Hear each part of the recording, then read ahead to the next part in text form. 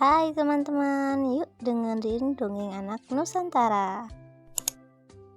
Yuk kita dengarkan cerita Batu Menangis, cerita anak Nusantara dari Kalimantan Barat. Pada zaman dahulu, di Kalimantan Barat hiduplah sebuah keluarga kecil. Sang ayah bernama Awang dan sang ibu bernama Sari. Setelah beberapa tahun, akhirnya lahirlah seorang anak perempuan cantik di keluarga itu.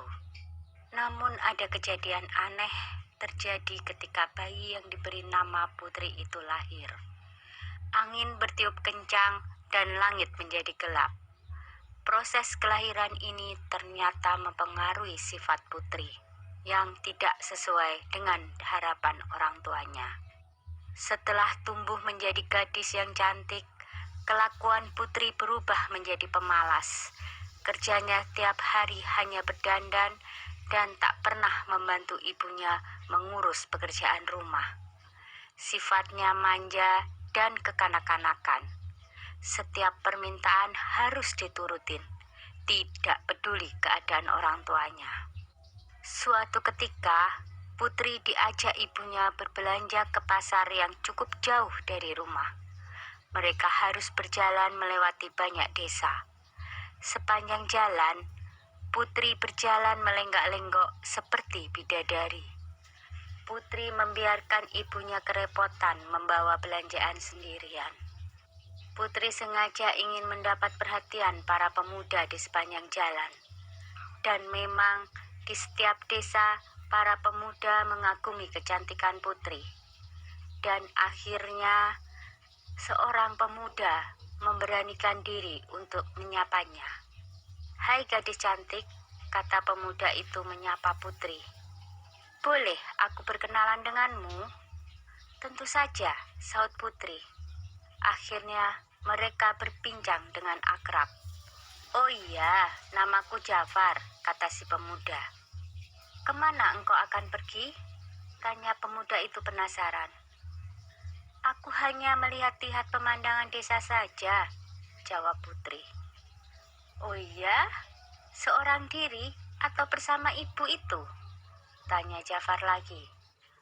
"Oh, dia bukan siapa-siapa, hanya pembantuku," jawab Putri. Putri selalu menjawab seperti itu setiap kali ada pemuda yang bertanya kepadanya. Dia selalu bilang bahwa wanita yang bersamanya adalah pembantunya. Mendengar Putri berkata seperti itu berulang-ulang, si ibu menjadi sakit hatinya. Dia berkata, "Ya Tuhan, betapa tega anakku berkata seperti itu. Apakah ia tak memikirkan perasaanku sebagai ibu kandungnya? Hatiku sakit Tuhan, aku tak tahan lagi. Berilah ia pelajaran."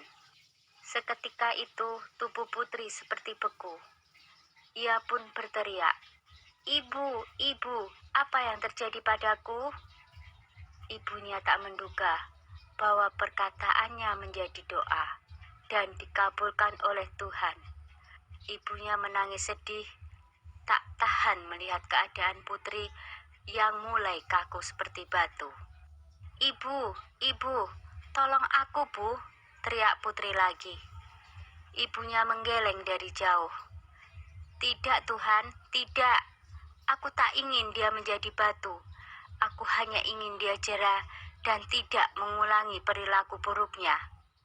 Si ibu memohon kepada Tuhan agar anaknya tidak dikutuk menjadi batu. Putri terus menangis. Ia akhirnya menyadari semua kesalahannya terhadap ibunya. Tetapi semua sudah tak berguna.